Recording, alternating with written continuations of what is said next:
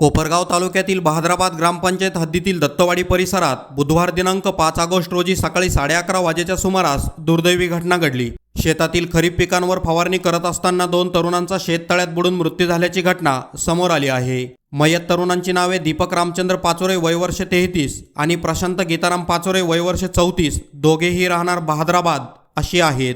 मिळालेल्या माहितीनुसार दोघे शेतात फवारणीचे काम करत होते। पंपातील पाणी संपल्याने शेततळ्यात पाणी घेण्यासाठी गेले असता पाय घसरून ते पाण्यात पडल्याची शक्यता व्यक्त करण्यात येत आहे। प्रशांत पाचोरे पाण्यात पडल्यानंतर त्याला वाचविण्याच्या प्रयत्नात दीपक पाचोरे देखील पाण्यात गेल्याची प्राथमिक माहिती आहे। घटनेची माहिती प्रशांत पाचोरे यांच्या पत्नीच्या लक्षात आल्यानंतर त्यांनी परिसरात शोध घेतला असता घटना उघडकीस आली। दोघांना बाहेर काढण्याचे प्रयत्न करण्यात आले। त्यानंतर त्यांना साईबाबा सुपर हॉस्पिटल येथे उपचारासाठी हलविण्यात आले, मात्र वैद्यकीय अधिकाऱ्यांनी तपासणीनंतर दोघांना मृत घोषित केले।